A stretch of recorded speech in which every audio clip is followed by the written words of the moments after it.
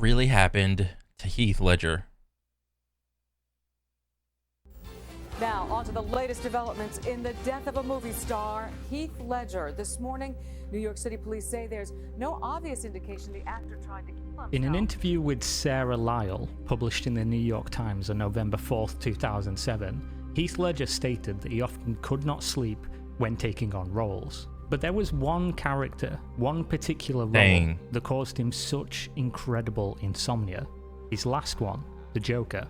But did Heath's brilliant portrayal of the psychotic clown break his own mind and lead to the tragic loss of such a talented actor, or was it something else entirely? Though the post-mortem report concluded that Heath Ledger died due to an overdose, many of his fans believe otherwise, a dark conspiracy theory. So I am kind of familiar with this, not really, like not the details, but you know, the week, the month that it happened or whatever, everyone was like, oh my god, the Joker character is so crazy that it just consumed him or whatever. And it took over and he just like offed himself with whatever. Yeah. But let's explore what really happened.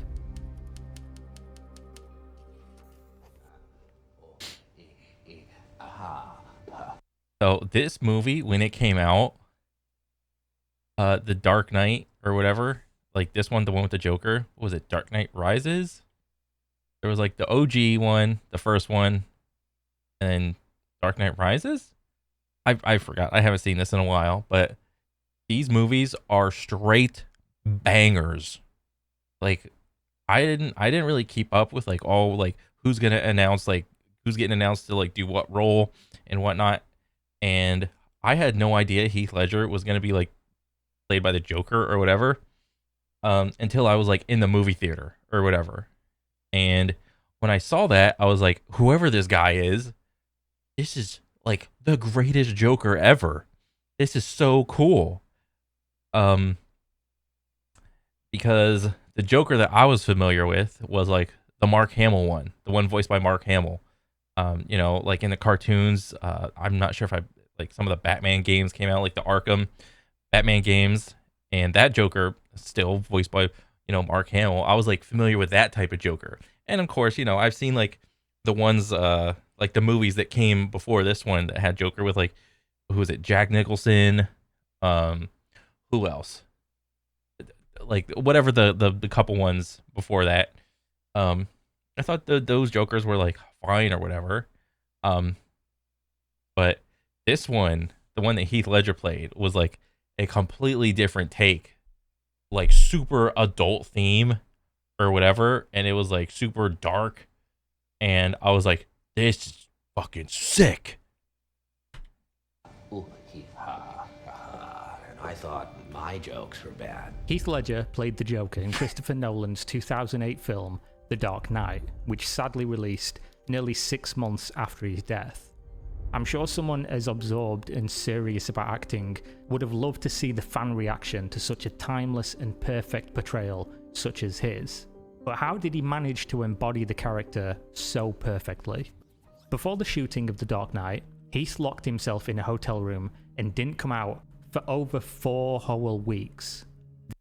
I mean, who knows what he was doing in there or whatever, but if anything, you know, it would be kind of reasonable to think he's like researching the character or whatever, you know, reading comics, looking at all the stuff that Mark Hamill did, watching TV shows to try to get a feel for like his, like what type of Joker that he wants to portray. The actor later explained those weeks were his processing time to get into the character. He's trying to figure out what does he want to portray on the screen. Hours each day mimicking voices, talking to himself as if several people were present, hours each day trying to perfect the laugh of a man who had lost not only his mind, but his empathy and humanity. And where would this take him? What depths would he have to go in order to perfect it all? To capture the heights of madness, Bro, I'm getting what did he goosebumps find like just in right that now. hotel room? Luckily, we have some insight into what he found in himself, isolated for a month. Heath maintained a diary during that phase of his life. Oh my god, he made a diary? A diary full of dark, gritty images, noted with his expressions. The cover page is an elephant touching the hand of a little boy using its trunk. Is there significance to the imagery? Some fans seem to think so. They claim that it's Heath's attempt to reach out and touch his inner demons. Or, maybe he just liked elephants. But don't be fooled by such a pleasant cover. Inside the diary is a little bit of a different story. On one page, it has an image of a terrifying smiling clown, the inspiration, of course, for Heath's movie look. Many of the pages are covered in handwritten lines from the movie script, but also cutouts and quotes from the numerous comic books he read in order to try and understand the character as well as he could. So, I would guess, like, whenever you read a book or something with, like, no images, whenever you read, like, a line, a paragraph, a page, or whatever, you can have whatever image you want it to be. So, with him doing, like, this or whatever, like, a diary thing where he cuts out random things for him to, like, reference or whatever, maybe he carried it with him, he can go back, read the paragraph, and re-grab that image that he had when he first read it or whatever. And here's the thing, if you give like a single like paragraph or whatever to like one person, to like a couple people, every person is going to have their own individual like image of what that is going to like look like or whatever. So that's the really unique thing versus like a comic or something. There's an image already there trying to depict like what the author wants you to visualize. You have like some words and whatever. Maybe like there's like the square to denote like some sort of like background stuff or like the environment. But yeah, that's like a thing that is like reasonable. He also covered pages with pictures of other psychopaths portrayed in movies, such as Alex from Stanley Kubrick's Clockwork Orange. He described in detail the traits of a psychopath, the traits he needed to convey to the audience in order to achieve the authenticity he owed to the role. He wasn't trying to just play the Joker, more than that. He wanted to understand the mind of the Joker. Having a conscience, none at all, no feelings of guilt or remorse no matter what you do. No limiting sense of concern for the well-being of strangers, friends, or even family members. Imagine no struggles with shame, not a single one in your whole life, no matter what kind of selfish, lazy, harmful, or immoral actions you had taken. Pretend the concept of responsibility is unknown to you, except as a burden others seem to accept without question, like gullible fools. The diary is not just dedicated to his craft or to the understanding of the character, but is filled with small notes shedding light on what he was going through during the process. The physical toll it was taking on his body, the mental toll it was taking on his mind. But he managed to make it through the filming process despite the hardships. He went home to his family for Christmas, he laughed with them, he enthusiastically recounted the process, he spoke like the Joker, maniacally laughing, proud of his work. In an interview after the film had finished being I think this is kind of similar to like what happened to him. Is that what was that Jim Carrey movie that came out? Like, what was it, on Netflix or something? Where it was like, I forgot the name of the movie, but like the character that Jim Carrey like had to portray, like when he got into like the process of it, like the character started to like take over or whatever, because like on set or whatever, he would like want to be referenced as that character, so he would be in character not only when like the cameras were recording, but also when the cameras were not recording whenever he was on set. So when you're in that like character mode, it's kind of reasonable to believe that like that the character would like bleed over into your like your real life or whatever. But if I want to say, I could also make the argument that it's like, if you're a professional actor, you wouldn't let that happen in the first place. So that's here or there. Recorded, he described some of the hardships in detail. Insomnia wasn't anything new. He used to smoke 5 joints a day for 20 years, Yeesh. And sleeping pills like Ambien were so commonplace that his tolerance outweighed the normal dosage. But The Dark Knight was different. Last week, I probably slept an average of 2 hours a night. couldn't stop thinking, my body was exhausted, and my mind was still going, he said in the interview. He also claimed to take 2 Ambien, but was still unable to sleep for longer than an hour, joking about his resistance to the pills. Bro, that's crazy. 'Cause wasn't it like that Roseanne Barr chick that like she took Ambien and like made a bunch of stupid tweets and then wanted to say, "Oh my god, it wasn't me. It was the Ambien talking," or whatever. If Heath Ledger was like taking 2 a night for however long, for however like months, maybe years, I don't know. Like that's crazy. Your body can like develop a tolerance for it, and it's like I need more each time, and I'm still not getting to sleep. Dang, dude. As the diary is turned to the back page, there's an unsettling sight, one that sparked theory that what happened was in fact not an accident. The words "bye bye" scribbled over top of what previously occupied the page, as if hastily written, leading fans to believe his death may have been intentional. An alternative, a more commonly accepted narrative, is that he kept the diary during production of the movie, and once it was over, he said bye to the diary. Yeah. This is kind of reasonable to believe that like he made this little diary of like reference material that he could use to like get in and stay in character for like a scene or whatever, and he would just carry it with him. And then maybe the bye-bye was, like Kira said, like it's like, okay, we're done shooting, now I can just be like, it's like having like some closure, saying like, okay, this chapter of my life is done, I'm getting it out of my system, it's gone. And to the reader, closing the chapter on that part of his life, never to return to the depths of the mind where he found whatever it was that gave us his version of the Joker.